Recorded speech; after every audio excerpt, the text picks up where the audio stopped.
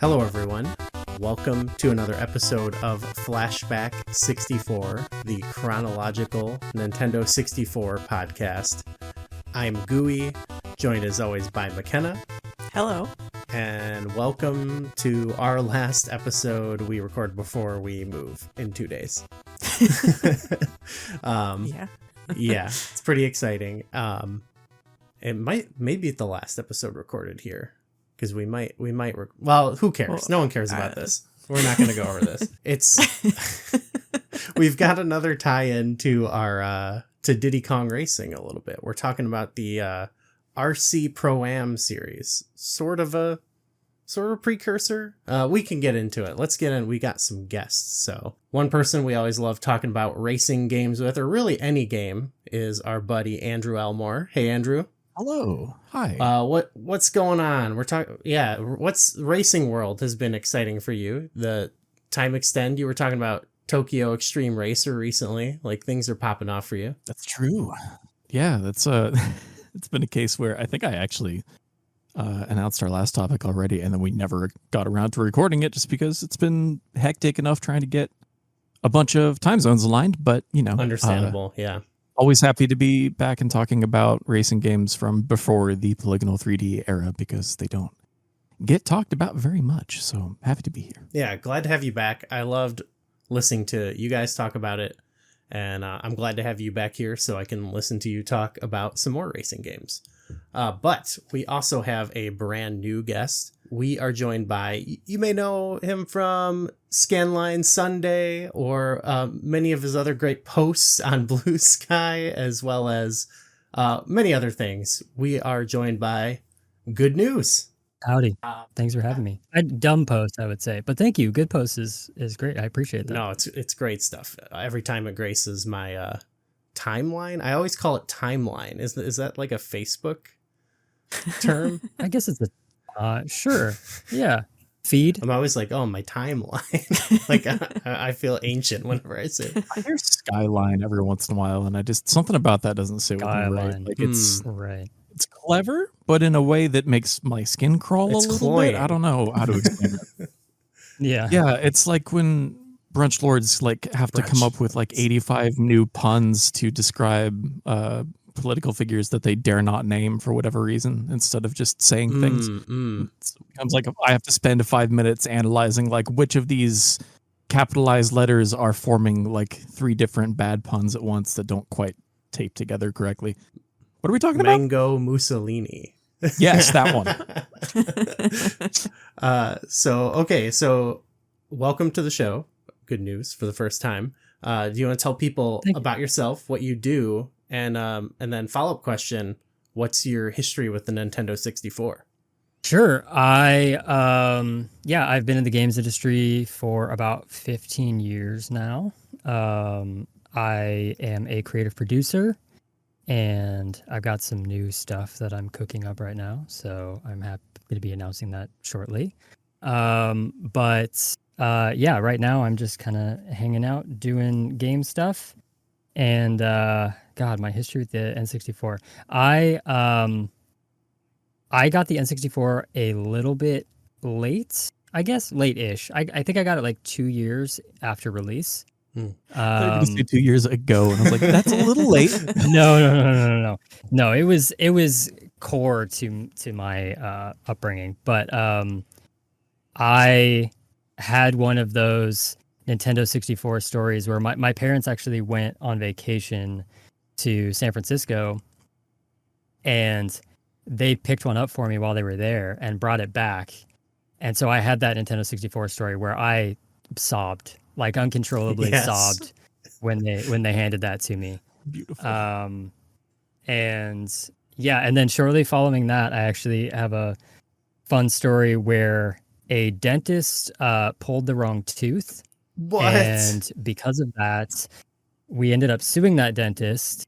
Hell and yeah. my parents let me have half of that money, which meant I spent like $3,000 on whatever games I wanted, and other stuff. But so I had a Samsung GX TV. Yeah, I know. Oh, that's where that came from. Okay, all right. The Yeah. pieces are starting to fall into place. I would do that Yep, so now had a if I Samsung had the DX in my room and choice. everything. Someone was like, Yeah. we'll let you have all the video games you want if you just gotta let us take a tooth. I'd do it.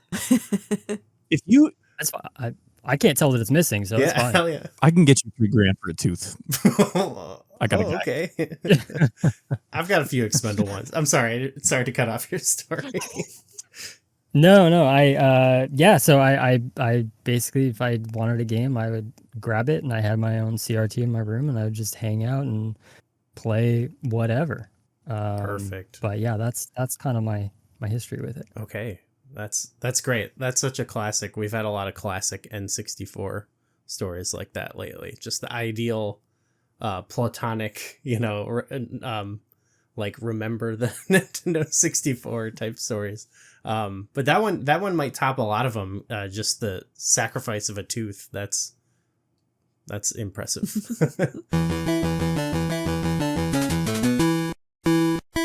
Yeah. So with this episode, we sort of got the idea from doing it because we just played Diddy Kong Racing. Well, we played it like 4 months ago at this point. So we thought, yeah, let's take a dive back into the history like we've done with some of our other games. So we're talking about the RC Pro-Am series.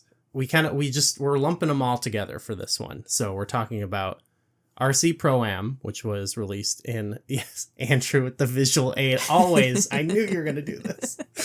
I knew you had these, and I knew you were going to do this. No, it's the only one I have. Dang. I promise. Okay. So we got RC Pro-Am 1988 for the NES. And as we discussed before recording, there was a Genesis remake, remastered kind of. Yeah, I mean it is a remake and strictly speaking, but yeah, functionally it's Championship of the first one. Yeah, Championship Pro-Am it was called, and it was released in 1992 for Genesis. Which might somehow be an even more confusing naming convention than like the whole Makai series of like ghosts and goblins, ghouls and ghosts, etc. Because now we started with radio controlled professional amateur. And eventually stumbled around, like there are some supers in there, and eventually you landed championship professional amateur. At no point is the name of the activity in the title anymore. Yeah. That could be anything. It's Championship Pro-Am could be anything. Once we start adding to it, I'm just leaving the door you open. mentioned the Super, that's the second game. Super RC Pro-Am, which you think, oh, that's Turbo HD remix. sounds like a Super Nintendo game. Wrong. It's a Game Boy game. Idiot. And then the third game is RC Pro-Am 2, which, that's fair, whatever. You don't want to count the stupid Game Boy one? Fine, I guess. Except that game was actually pretty cool. But anyway, history with these games. Andrew, what do you got? What's your background with these? I have played a bunch of the first game just by virtue of spending a lot of time with the Nintendo Entertainment System throughout my life. I have dabbled with all the others a couple times throughout. But not a whole lot. 2 in particular is super duper expensive now. No kidding. So I'm not spending a lot of time with like I don't have like a real cart for that or anything, but yeah, I don't know. These are just some classic 80s and early 90s rare games that have always been around that are not on a 8-bit British personal microcomputer that is difficult to get a hold of or use otherwise. So yeah, relatively accessible. Yeah, I asked the both of you, like, just were you interested in coming on? So I didn't know if you had any history with them. So that's nice. How about you? Goodnews. What's your backstory? 0, nothing. Actually, I grew up. I was born shortly after the NES came out, but I missed it. Like I missed a majority of it. I think I got to play some of the games. Because I picked them up because my mom's roommate or whatever was playing Metroid and put down the controller, and I was, 3 years old, Sure. So I grabbed it. But for those games, yeah, I just completely missed them because I didn't have any time with the NES, and then I did have a Game Boy, but I think beyond Tetris, I didn't really have a whole lot for it, so. Yeah, this is my first run through all of them on the Mister. Perfect. Well, how is it playing on that? Oh, beautiful. The shaders, excellent. Love the shaders, CRT shaders. Great Game Boy shader. Yeah, I mean, much like Andrew, like I love racing games. I think they're like my comfort game. Mm. And it was great sort of adding these into that collection of games that I can just pick up when I need a racing game. We'll get to it, whether I liked all of them or not, that's different. Mm-hmm. But it was nice that I've got more games that I can go to if I need to. Yeah, I think we got a lot out of playing these, especially like we're already thinking like, oh, some of these would be good to play with our friends because like the multiplayer that they have. But yeah, I don't think I had ever played these games, so they looked really familiar, but I don't know if it's just because I'm thinking of other games that have that sort of like isometric sort of view or like that sort of control scheme. Like we play at the arcade, our local one has super off-road, so we do that. That's what I was thinking of too. Which apparently Rare they worked on the port of that for NES. So for all I know, this was new to me. I don't remember. I think this might have been a top-down view, but I had on NES the Micro Machines game, and is that top-down? It at least gave me that vibe because it does a good job of like making you think you're driving a little car. So I sort of thought of that. But this is all new for you, McKenna, right? Yep. What we played on, we have like the EverDrive cart on N64, so we were playing these games on our Nintendo 64, keeping with the theme of the show, which was fun because the Game Boy, we were messing with some of the color palettes and stuff, just making it look weird. What did you think playing? I thought they were a lot of fun. Kind of pretty casual, low stakes. Low stakes is right, yeah. Yeah, it was like, if I won or I lost, I was like, if this had been another second, it could have gone the other way. I don't feel bad about losing. Yeah, it does a good job of like you kind of always feel like you're either like trying to catch up or like just like trying to stay in first. I never felt like you said, I never felt like it was a blowout until like later on. Eventually the difficulty ramps up and you just get eliminated, but it eases you into it in a fun way. Yeah. It's kind of a interesting part of Rare's history, I guess. Like, I'm sure you guys might be more familiar, but like this was one of their like earlier games when they like after they became Rare. And it seemed like from what I could find, this seems to be like one of their first big hits. It's like basically their third NES game, I think it was, after Slalom and Wizards and Warriors. Yes, that's right. I was Slalom was the one that I was forgetting. Swizzards and Swarriors.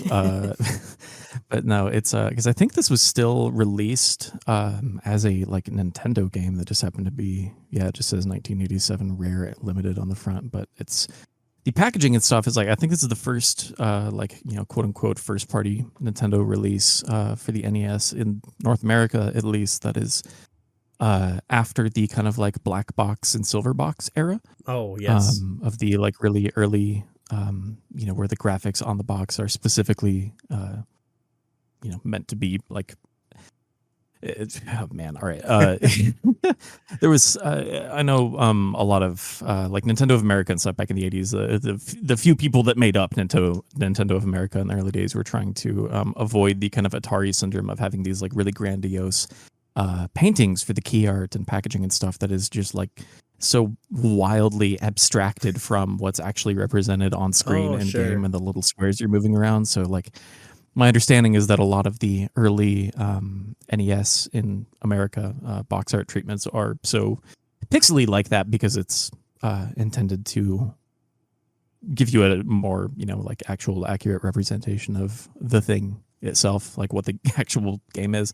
But yeah, I think this is like right out of that early era. Because I think, so 87, that's around when I feel like the NES is starting to pick up over here.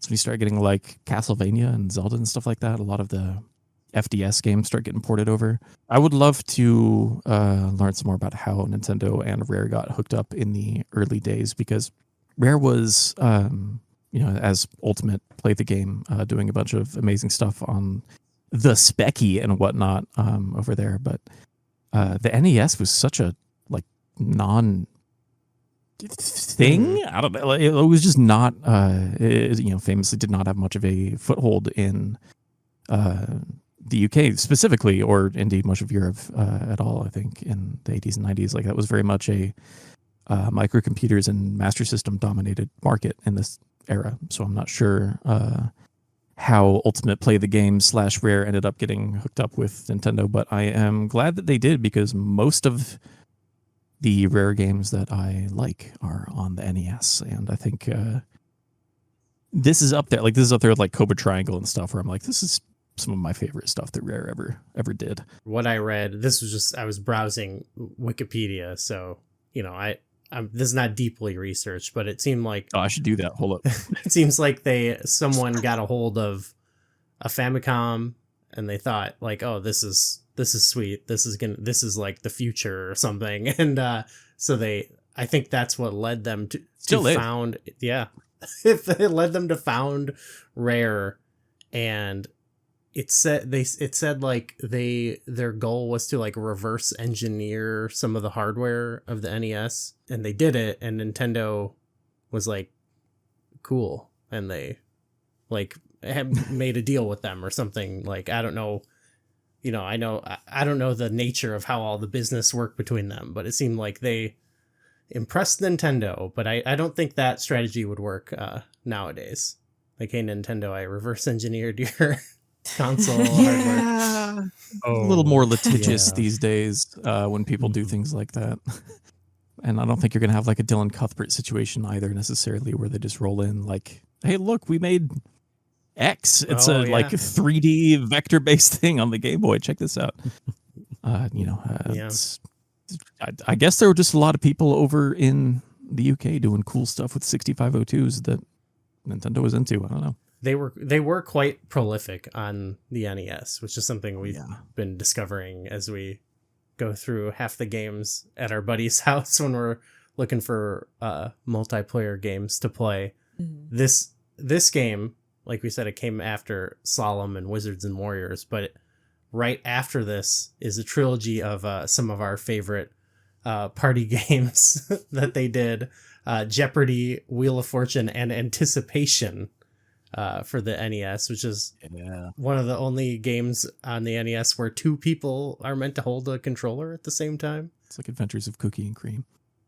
I'll take your word for it. I've never played that. No, it's a cute cartoony From Software PS2 game where there are two lanes going up the screen with different characters, and you control each of them with each half of the controller. So either you can split your brain in half or play with somebody where you're each holding half of it. Sorry. Anyway, Anticipation. Played a lot of that Wheel of Fortune on NES as a kid, and like even then it was a lot of like old references that I kind of didn't get. I was into it regardless. We've said this before, but Jeopardy is really hard. It's like that'd be basically impossible. Oh yeah. You're like, oh, and we're actually, this is not to do with this at all, but we're gearing up to play that in a couple months for the N64, and I feel like even that's going to be hard. Hoping that just doing this podcast will help us. Yeah, it'll be 9,000 questions about Candle in the Wind, and no, but they always are like talking about like Gilligan's Island or something, like it's always something from like 20 years ago. I had my dad over one time to try to play, I think that one specifically. And because I expected like, okay, well, maybe he can answer some of these questions, and he was still having a tough time. So yeah, like in the moment, I'm sure it's a lot more memorable. What I found like cool about these was like, other than the Game Boy one, which I think you can win, I don't think you can win the NES ones. It's basically like it's arcade style, basically. You just keep going until you can't anymore kind of thing. Yeah. And I have always like not usually got into that style as much growing up on like console, like I was never really an arcade player, but I feel like I've gotten more into that sort of style in the past few years, I would say. But I guess, Andrew, that's probably more commonplace for you, because like a lot of racers like their origins are in like that style of game, right? Yeah, especially around this era.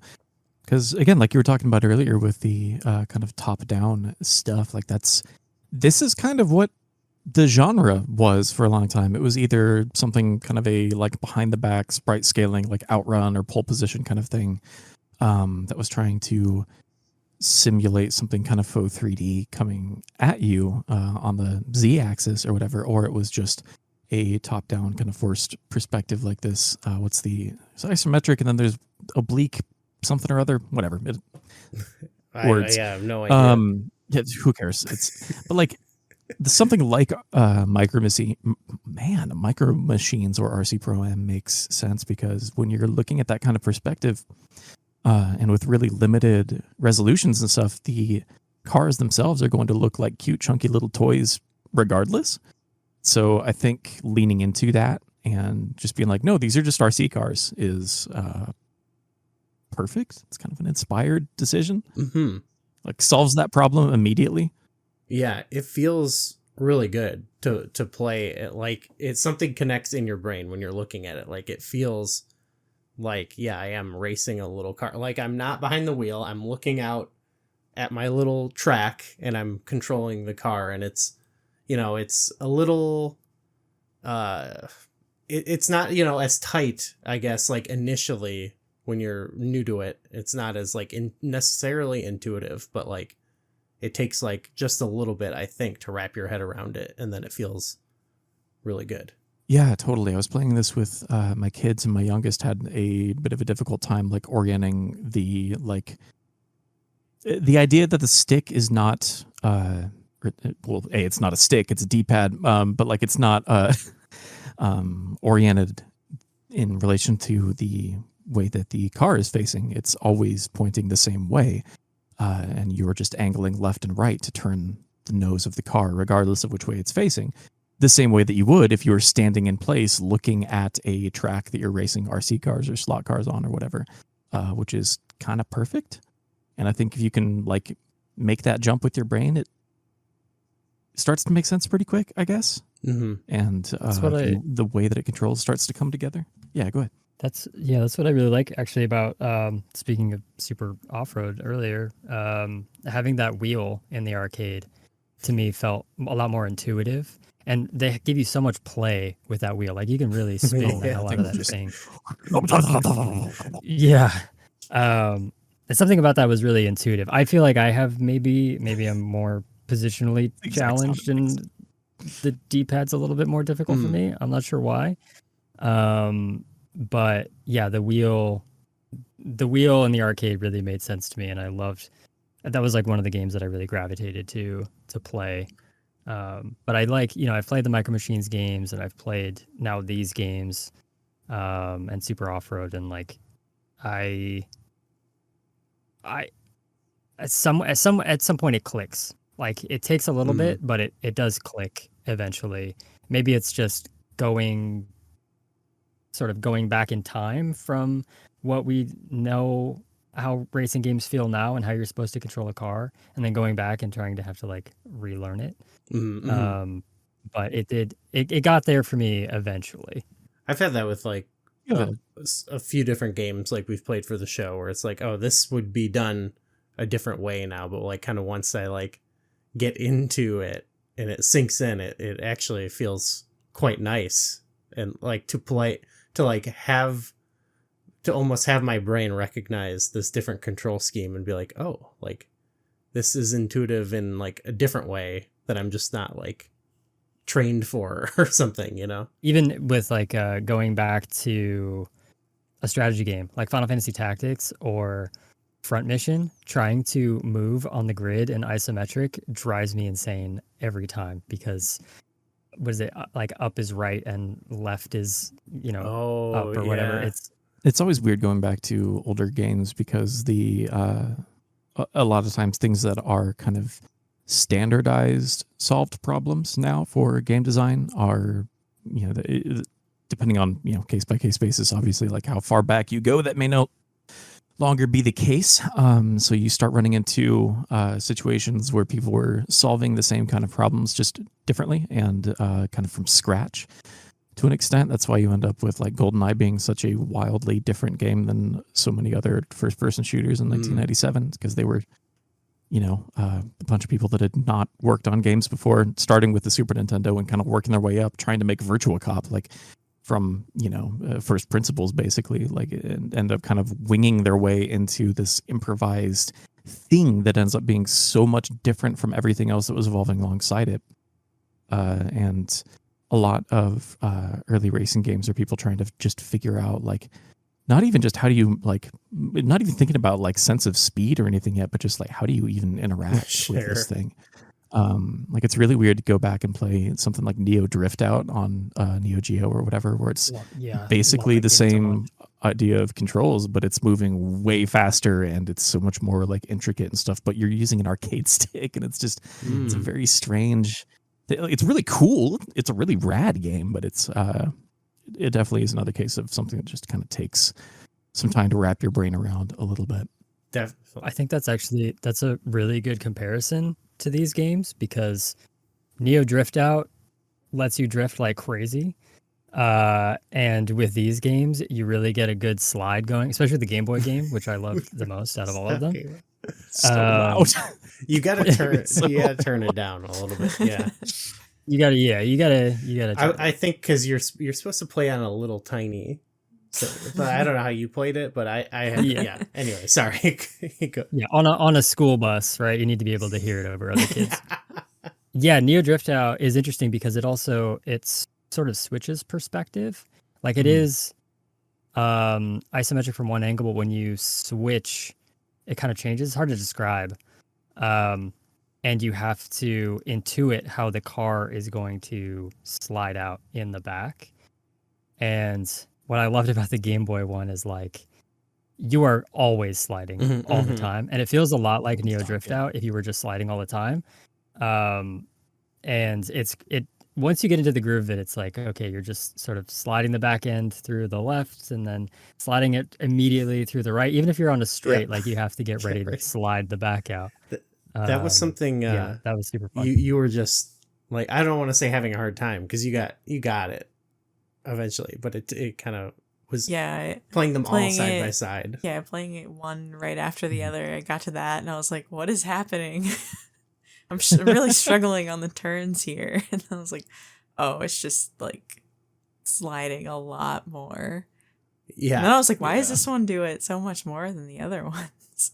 That it just had a different feel to it, really. I mean, I assume making it work on like such a smaller scale, like the game felt like inherently like kind of slower too than the other ones. Yeah, so I think adding the slide to it gave it more. Well, I don't know if it was like adding the slide, but having that slide like gave it a sense of like you are like going fast around these corners, even though the game you look at them and you're like, you're going way slower. At least it feels that way. I don't know. With each game, it seems like they switch up the type of RC that you're using. And with this one, that one has the kind of RC that I remember as a kid, like actually building RCs from a kid. And, they've got the skinny tires with the ribs on them, and they've got the wing on the back. And those were all dirt.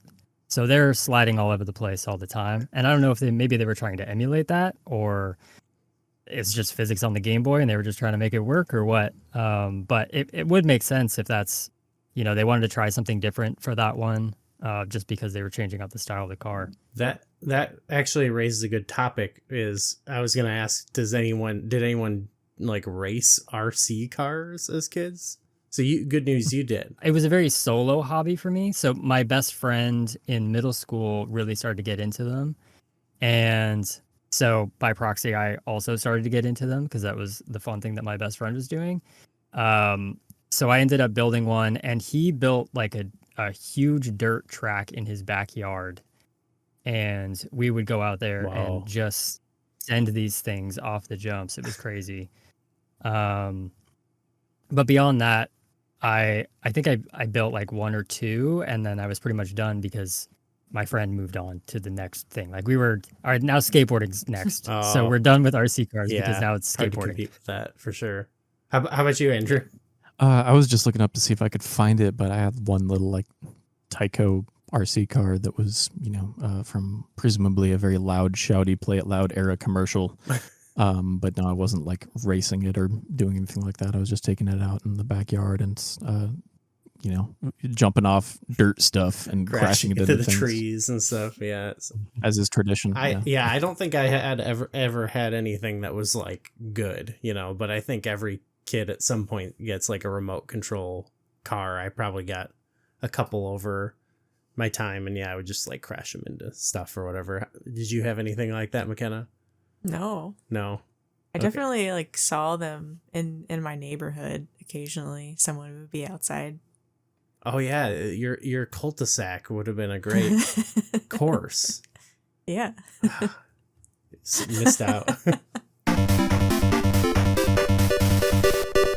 One other thing about the view is this like the first game that does that sort of view? And like we mentioned super off-road, but it doesn't seem too common. It feels like it's still, I don't know, I would imagine you would see more like copycats of this sort of thing, but it seems like it, it's not really like when I think of different racing things, there's almost like different like subgenres, but this feels like its own unique kind of sector that has only had like a few notable games.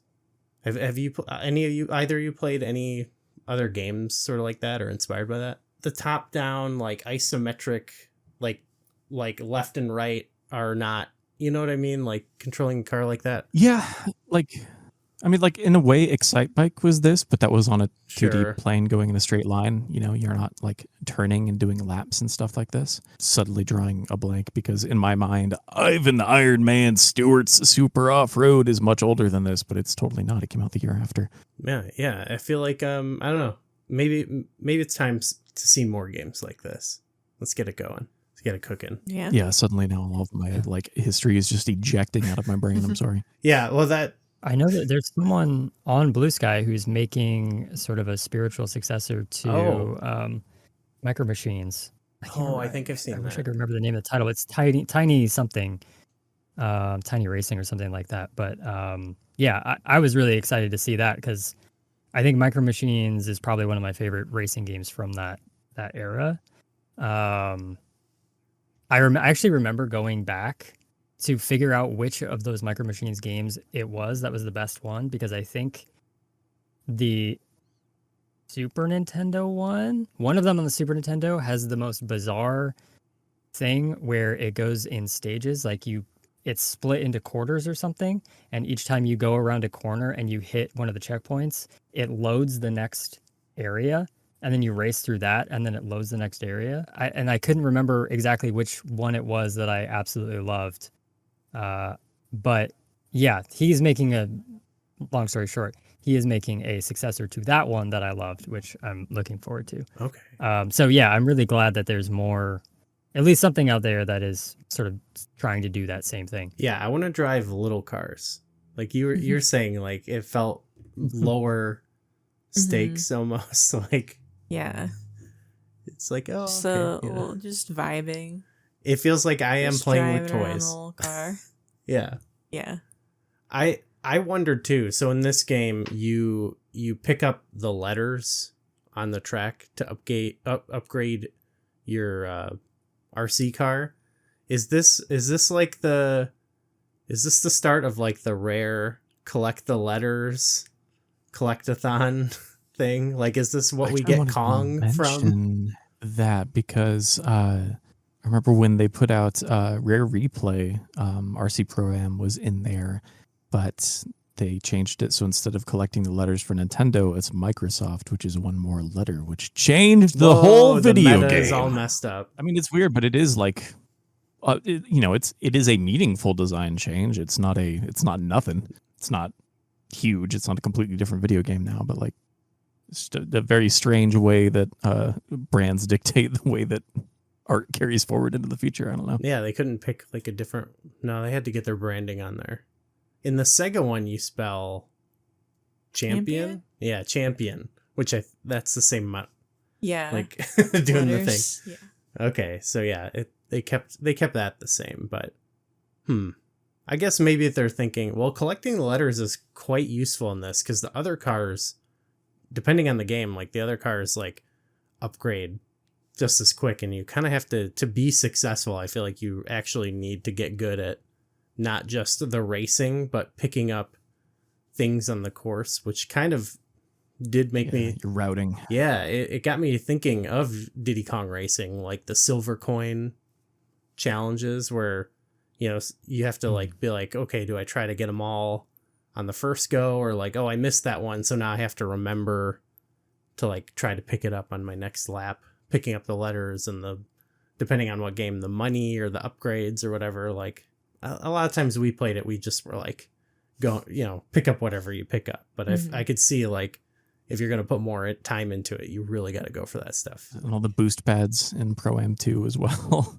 Oh, the boost pads were quite fun, especially when we were playing in multiplayer, and one person just launches ahead and it slingshots you. Yeah, there's a lot of whimsy when you hit those, which also I guess that's kind of like, so yeah, I mean in the games you pick up, you know, you get weapons and items and upgrades, and even in 2, it's more of a super off-road thing. You like purchase the upgrades. That also like sort of, I mean, I'm sure there's a lot of racers that are like, you know, you get into like combat and stuff, but that really also kind of scratched that same kind of itch of Diddy Kong Racing, of like, you know, getting your rockets and hitting the boosts and stuff like that. Like it's a bit, there's obviously the racing is important, but there's like a bit more of like hazardous, unpredictable things that are going on, you know, on top of all the hazards, oil slicks. All the games had like different hazards and stuff going on. So sand, cones, whatever, walls. Is this one of the first? Okay, I feel like maybe this is placebo, but there is a start boost if you do it at the right time. At least the 2. I don't. In 2 at least, yeah. In 2, okay. I don't know if this is like the first instance of that, or if Mario Kart maybe got ahead of that, but I don't know. It definitely is something that they took for Diddy Kong Racing. I mean, Mario Kart was 91, I think, right? Yeah, so I guess 2 would have been after. Yeah, a few years later. I mean, I'm sure there's some inspiration from the older games of this in Mario Kart, I would assume. Just because there's a lot of similarities there. The boost. Unfortunately, none of that matters because I found the RC car that I had as a kid, and it was a Tycho Tantrum from 1997. Okay, sorry, continue. Tycho Tantrum. This thing's. Oh yeah. Oh man, just looking at the start boost. We were like, it kind of tries to trick you. I feel like the timing on some of them is really weird. Yeah, because you got to do it like after or before the green, after the green. I didn't know. I would just. But you have to be the first person to do it. That's what it is. Oh, we weren't quite the masters of that, I would say. But yeah, got it a couple times. Adding all that stuff in made it a lot of fun. I would question the 1 and 2. They have like the hazard where the plane is like bombing you. I wasn't a fan. At some point, it's just too much. A lot of the hazards and the weapons and stuff, like at some point, the track is too small for this. It's too fast. The viewport is too zoomed in. Just sure. I don't know. At some point, it's just a little too loud and constant. I think that's why I usually tend to just fire up the first game. Like the second one has 4-player support if you have an NES 4-score, but that all rules. But generally speaking, if I'm just sitting down and playing by myself, I think the first RC Pro-Am at least is a much more like breathable, like relaxed kind of snacky racing game. You know, just very easily picked up and put down. Yeah, I found actually that since the Game Boy one did feel a little bit slower paced, like the combat in that one felt more satisfying because like I felt like I could take shots at people and not. You can aim a little bit, yeah. And to the sliding, it would be very like you could very easily be sliding and turn like while you're turning and turn towards the other cars in the turn and shoot them, even though you're in front of them. Like you could kind of turn back a little bit and have time to kind of reorient yourself. And that was so satisfying. So in terms of the combat, weirdly, the Game Boy one is my go-to. And that one actually also has multiplayer. If you got, you could play up to 4 players if you got the game link, which I've never done that. I've done the, Game Boy to Game Boy, but 4 people hooking up a game, that shouldn't happen. That sounds crazy. Just an octopus of cables. Yeah. A real spaghetti of cables. It's dangerous, I think. Jeremy Parrish out here to hook up 16-player Faceball 2000 on the Game Boy. You can do 16 players. I believe it was 16. Oh, I think he linked 4 of those 4-way things together. That's Like sort that. of one of those early first-person shooter. Yeah. That's cool. I would love to try that. Good news. You said that you liked some more than others. Like it sounded like there was one you didn't jive with. Like what was that? What was the case there? So there were things in the first one and the second one that I found frustrating, and mostly it's just that hitting a wall just felt really bad to me. Like it felt punishing in a way that I didn't really enjoy. Like if I hit a wall, and sort of the way that their AI works, if I had all 4 of my competitors right behind me and I hit a wall and they all get past me and I'm having trouble like catching up again. And I'm also, it's just a personal problem that I'm struggling with the controls, but on top of that, I'm struggling with the controls, so I can't like get ahead of everybody because of that. Totally. That was kind of punishing. And then same thing, I think on the second one was more so in the turning or like doing a jump into a turn and trying to figure that out and then getting punished for it, or like running into the tires on the turn or something like that. That didn't feel great. In the second one, it definitely felt like it came together a little bit more. I liked the different systems that you could play around with in the second one. I like the way the boost worked a little bit more. I felt like there was more inertia to the boost in the second one. Like it was very, you really feel it when you hit that boost and you rocket ahead. But then you also, on the flip side of that, what felt bad was slowing down as much as you do after you do that. I don't think I would not come back to them, but I do know for a fact that I really clicked with the Game Boy one. The Game Boy one was like, I just love sliding around.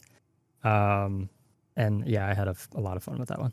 How about you, McKenna? Favorite, least favorite? Is there one that spoke to you more or less, or? No, I feel like there were things about each one that I liked. That's fair. I feel like they all do have like their own pros and cons. Like I wish I could take, I love like I think we'll definitely, especially since we don't need the NES adapter to play 4-player with our friends because we got it on N64. I could see that being like a go-to game, or even when we're at Moss's house and we're like looking for a 4-player NES game, like that seems like a good one to go for. Yeah, I guess the 2 is the only one we played like together at the same time. And that's always a bonus for us on the show. We can team up. Yeah, that was fun. If it doesn't feel too bad if someone gets to continue, like especially by the time like we both got out, like death was around the corner for me. I think you got out like the last time we played. You got out, and then I had I was like buying continues and stuff because the writing was on the wall, So I can see us going back to that. We didn't talk too much about tracks and stuff, but I think they did do a good job of like kind of changing it up, especially in like the later ones where they're like, well, I guess they only really added like city courses in the second one, but that was kind of cool. And like there was ice. I mean, I never really actually felt the effects of ice too much. You were asking me that. I didn't get that far. Yeah, I never, because they only ever put it on like a straightaway, and I was like, okay, like I'm just not gonna turn here, so But I appreciate the effort. I felt the same way too. Like I saw it and I was like, oh, there's snow. It's like a nice set dressing, but I don't know what it does. It doesn't seem like it does anything. I'm not like slipping out as far as I could tell. Yeah, I don't think so. Should have tried to. I'm trying to think of like other early like NES racing games to compare this to, and a lot of them, like, you know, in terms of like track design or whatever, because there's not a ton. Like there are more racing games than you would think on the NES. Most of them are not super successful at what they're doing necessarily, but yeah, in terms of like track design or whatever, it's like I think like maybe Galaxy 5. Is it 500 or 5,000? I don't remember which one is the car / shoegaze band and which one is the NES game. But I have no idea. like that game has these kind of weird like retro space age kind of like very Jetsons looking kind of aesthetic, and it's not great, but it does try to do some interesting things with like fake 3D in the track design and stuff. But I mean, it doesn't work super well, kind of like the way that jumps don't necessarily work super well in RC Pro-Am in general. I think especially, you know, like we were saying earlier, the ones where you have to like land into a turn and like that. I don't think that ever really works really well. I don't know how much of that is user error on my part and how much of it is it's just awkward. But yeah, I'm still trying to think of another like kind of isometric or oblique or whatever racing game, and because like a lot of those early games that are not behind the back are top down. You know, even like Rally X and like Sega Turbo and Monaco GP and stuff like that. A lot of the bigger early, bigger in air quotes, because there weren't really a lot of super big arcade racing games until like Virtua Racing and Ridge Racer in '93. But yeah, a lot of them are just kind of straight up and down, like almost Spy Hunter style for a long time. Yeah. And the track will kind of curve, as it comes down the top of the screen, but you're never really moving. Like you're not steering and navigating corners. You're sliding left to right around the screen, basically, kind of moving lanes almost in a way. This is more top down too, but what it got me thinking of, because we just played it randomly on NSO, was Eliminator Boat Duel. Oh yeah, and that changes perspective too. That goes from top down to first person, right? A lot, yeah, kind of like a modal Vice Project Doom thing. A lot of NES games do, where they're just like, what if we made a different genre video game for every level? Right. I mean, so I don't think there are a lot of examples of this. So I think there's got to be some. I'm totally dropping the ball right now. But regardless, it is very not early. Be able to show your face on Time Extend again. Yeah, exactly. Maybe pelted with very expensive eggs every time I leave my front door every day. But no, I mean, regardless, 1987 is early for racing games in general, broadly speaking, because some of the very, very earliest that we were seeing were like the mid to late 70s, and they were very simple. In a lot of ways, Pole Position is kind of the first like racing game in a way that's kind of identifiable as motorsport, in a way that's not like, like prior to video games, you have that kind of like temporary range of electromechanical stuff. Oh, like, yeah. The what's the name of the F1 game that they shoot a hole in Dawn of the Dead? Oh, I'm talking about when whatever the bikers show it's up. It's electromechanical. Yeah, there's when like the biker gang shows up and they're messing around in the arcade, and it's like pre-video games, but there's like an electromechanical F1 game that I'm forgetting the name of right now. Anyway, I've seen one of those. Point is, that's what racing games were for a long time, basically. Yeah, or like Road Blasters, like from Taito, like stuff that's not actually a racing game in the strictest sense. Stuff like that. So like, if you wanted to make a little car go neum real fast, electronically speaking, you did not have a tremendous amount of options in 1987. Sure. And I think especially for the home console video game market, this was about as good as it got, because I've played a lot of like Japan only early Famicom F1 games from like 83 to 85, 86. And I have a weird affection for them because I'm broken, but they're almost universally not great. Really? Not everything can be 3D Hot Rally, unfortunately. A lot of them, like rather some of them would keep iterating, and they would continue to iterate up into different hardware generations, like up onto like some of these early F1 series would like find their way into the PC Engine after a couple of years, etc. But like generally once you hit like 93, 94, a lot of that just kind of falls off the cliff because you have polygons now. You have like a very playable home port of Virtua Racing on the Genesis. Like you're getting to a point where you don't necessarily have to be beholden to the same kind of hardware restrictions that determine so much about the way that you interact with a genre like we are here. So like we're right on the cusp of the era where just like racing as a thing that you can do as a verb, regardless of what kind of craft or whatever, in video games is about to kind of like explode beyond the realms of the earlier like computer sims like Lotus Turbo and like Test Drive 1 and stuff like that. Anyway. Sure, yeah. Yeah, I feel like they were like, let's stop messing around. We're going to make more Virtua Racing style games or whatever. Yeah. For sure. And I feel like RC Pro Am feels to me like almost the like River City Ransom of racing games of its day a little bit in terms of if River City Ransom is Yakuza / like Oh never my mind. God. This is some galaxy brain. I was about to improv a TED talk on you that somebody please take the microphone from me before I die. We could have gone a different way. And I mean, it's sort of what happened with racing games. That's kind of what happened to this series. So, because like, by all accounts, I think all three, at least the first two, the original game and the Game Boy game were successful and reviewed well. And then I think even the second one did all right, but like there was more mixed reviews. Like I saw some people were like, it's kind of more of the same. There's some new features, but I mean, I get that at that time, but now looking back on it, for me, that's like with those features do make a difference for us. But then they were going to make a Pro-Am 64, but it eventually worked its way and became sort of Diddy Kong Racing. But I'm sure even if it is that the lineage for this, is that how that came to be? I don't. From what I remember. understand was they were making. What's the story? They were making Pro-Am 64, and I believe it was going to be all these characters and whatnot. And Nintendo said, "Well, you got to put like a Nintendo character in this."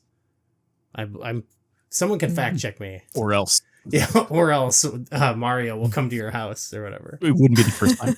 But I believe that was the origins of this game. I don't know what from that became or how far along it got, but it seemed like, well, by the time they did this, like the Pro-Am series it's old news. Who cares? At least that's how they'd already had their championship. Yeah, they had their chance. I was thinking with Blast Core, they got their fixed perspective kind of almost top down. Oh yeah. In the Totally, the racing, there were some racing levels. Oh my God! I was we're like Yeah. doing this, and I was like, oh yeah, I remember when we played that. I was like, wow, this is cool. I think that was probably the first time I had played done any kind of racing with that fixed perspective, and I was like, I'd play a game like this. I'm shocked right now. They got that in there. The racing in that is exactly like this. I have never drawn that line before. Out here with this whole spool of red yarn and cork boards everywhere, getting the work done. That was their farewell to yeah. this time. Yeah. Man, David Wise was in the kitchen on this bad boy. My man was cooking up riffs. Yeah. My man was cooking up jams. That's one of my notes is just Jellies? David Desserts? Wise. All three of these games, they all leave an impression. There's some where it's like, it's like 5 seconds. Like the game over screen.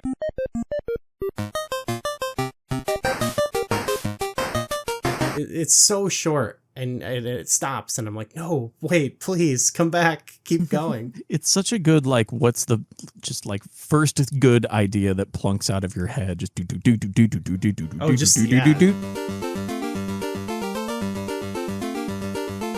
And then just the beep that rolls into the the kind of thing that I feel like people associate with Mario Kart now, the 3 beep. Oh, whatever. Anyway, yeah. it's the way those things roll into each other is just so good. It's a very simple little hook, but it's great. That's some RC car racing music right there, dagnabbit. But it's also just, I think, one of the few times where if you kind of squint your ears a little bit, I meant what I said, the NES sound chip a little bit sounds like an electric guitar. Sure, yeah. In a way that's kind of neat. It's got its moments, yeah. But I wish the Genesis game didn't sound like a British Genesis game, unfortunately. Is it the British part that... Are we ready to... I think so, because they were doing such incredible work on the Amiga that's so similar in so many other ways to Mega Drive hardware. And a lot of the FM stuff. Like, there's so much amazing stuff done with FM synthesis on the Amiga out of Britland by these very same people, even. But for whatever reason, a lot of Mega Drive games are just very kind of simplistic sounding. I think like they're not as bad as the Gems stuff that Tommy Tallarico and company were farting out over here. But big emphasis on the and company. Yeah, it appears to be debatable that he ever did anything of his own at this point. But regardless, I just mean like a lot of American developed Genesis games sounded really, really bad, but a lot of UK Genesis Genesis Mega Drive games sounded very kind of like simple, like it's leaning hard into like bass waveforms from the PSG channels in there that are from the Master System.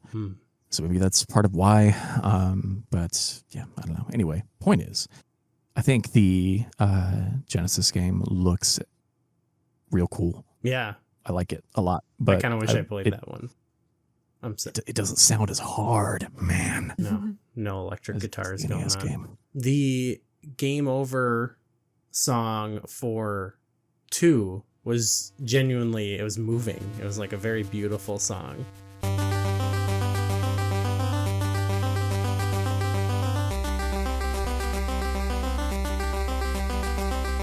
It was like, it had that, it's not quite the same impact, but you know how people talk about, like, you know, you're playing Donkey Kong and then all of a sudden you're like moved to tears. Like I felt that a little bit. I didn't cry.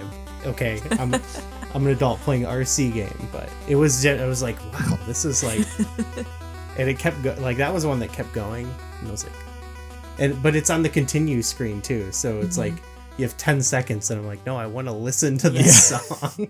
Yeah, I mean the vibes I think are pretty solid on this. The music is great, and I think all of them. The cars look like cute little cars, upgrading them. So like, I think as an all around, these are a nice package. These are a nice game that I think like they all hold up very well. Like I could bust out any of these with people, and I think we would have a good time. You can play RC Pro-Am and play with power. Pull up to the start. Taste the challenge. It's the power of radio control. If you can't take it, you'll eat dust. Radio-controlled Pro-Am, only from Nintendo. Nintendo sets and games each sold separately. Now you're playing with power. Before we wrap up, since this was originally premised on Diddy Kong Racing, I guess I just wanted to get, everyone's sort of history of that game. Any memories or thoughts, I know it's not the main thing we're talking about today, but I'm just sort of curious. So, Good News. What's your backstory, Diddy Kong Racing? What's your history with that game? Well, I bought it with dentist money. Hell yeah. And, let's hear it for dentist money. I think around that time, there was a lot of like going over to my cousin's and bringing games with me and playing. That was like really the only time that I played multiplayer games, I think. And we'd go and like stay over at his house for the weekend and play games. So we would kind of blast through that game. And then it's, again, much like all racing games are a comfort for me. This one is another, like, I think if I'm going to play the N64, I'm probably going to pick up Diddy Kong Racing and maybe, another very small handful of games. Like 1080 is another huge one for me. Oh, hell yeah. But Diddy Kong Racing is one. Like, my wife literally just saw me in the living room a couple weeks ago, just sitting there going through the entire game in one sitting, just because I'm unemployed right now. I got nothing better to do than play Diddy Kong Racing from beginning to end. And I feel like each time I play it, that being said, there's a certain point where I kind of fall off because it does get kind of brutally hard with the collecting the coins. Mm-hmm.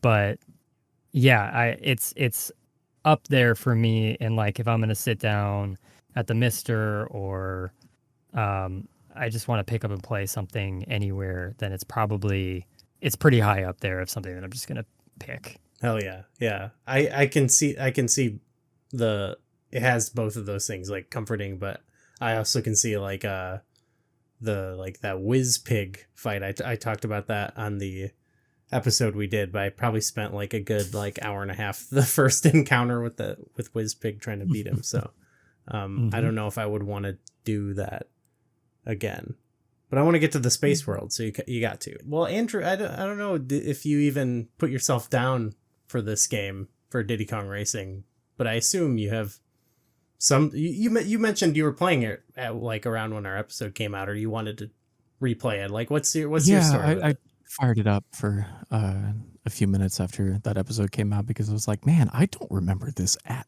all. So I fired it up for like a little bit and was like, yep, nope, okay. I thought I remember this. I super don't. I was sitting there trying to figure out like, why does everyone hate the DS port? I don't remember that one either. I think a neighbor kid rented it once. That's about the extent of my experience with this game back in its day. But no, I think when I did play it a couple months back, after that episode went up, it was a case of like something came up after like 10 minutes and I had to like go get up and like go, be a person with responsibilities and children and bills to pay and stuff. And it never went back to it since. So I don't remember. Sure. But might I recommend Sonic and Sega All-Stars Racing Transformed if you like that. That's always looked cool to me. I've never played it. That Diddy Kong does. Really? Yeah, it looks sweet. Nice. I just, I don't know. I think I just got got Mario Kart because everyone I know has Mario Kart, and then I don't know. I don't know what my problem is. Fair. Yeah. You didn't have a Wii U? Oof, no, Man. I had a Wii U. It got stolen. I know. It's okay. It's okay. All right, never mind. I take it all back. How dare you? Taking it a raw scab here. Like, no, my mom is dead, type thing. How dare you? Yeah, it's just no. Oof. I guess. Come on, man. My Wii U died in high school. I guess the games like that, like Super Mario Kart was probably slightly influenced, and then Diddy Kong Racing kind of came about through Rare's history. So I guess maybe the kart racer is what exists now that owes the most like to this game in terms of, or I guess what this game's legacy can be felt. Yeah, now. I would totally call this an early kart racer. 100%. That is absolutely where I would put it. Okay. Yeah. Okay. In the same way that you'd put like Wipeout in kart racers and stuff like that. Like just yeah. Okay. Yeah. It is. Okay. But I mean, it sounds like you're into those, because I always wonder like if it's a thing where it's like if like some people are into fighting games, but they like aren't into like Smash or whatever, right? Like that sort of thing. Like that's you. Yep, I know that. Well, I mean, that's like a platform party game for weird babies. Yeah. But okay, yeah. I'm sorry. I'm just trying to paint a target on myself. My only Smashio Brothers opinion is those games can go to hell, and they should put tripping back in and crank it up. At least I didn't have to say it. No, you didn't have to. I'll do it for you. Well, we'll be. I'll step on that rig. Guesting on a podcast next month, playing Smash. So don't get us angry. No, that's not. My goal. My role on this show is to be the lightning rod for just saying stupid shit that. Yeah, actually, should we talk? I will have bad enough opinions that anything that anyone else could be upset about otherwise organically will just get soaked this way. I will be your sin eater here. Yeah. By throwing maybe Sakurai under the bus. Apparently. Maybe we need to get. Maybe that's what we should do for new guests. Good news. You could tell us your opinion on Mario Sunshine. Go. Ooh. Okay. Yeah, I got that ready to go. No. Loaded fire. Let's go. So yeah, I don't know. I always assume there's probably people who are like, they're into whatever Gran Turismo, but like, who gives? Yeah, there's totally people that are like that play Tekken, but not other. What's the next closest thing to Tekken? I don't even know what is left anymore that's on a 3D plane. War Gods. I'm looking. Yeah, some people play Tekken, some people play War Gods. That's it's Ford to Chevy. It's classic. It's gone off. But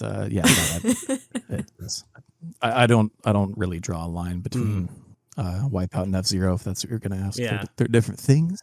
I guess the final thing I was thinking of, I didn't really write this down, but when we were playing, I thought this would work really well for you, McKenna, because kind of one of your rules is you don't really want to have to slow down or break. Yeah.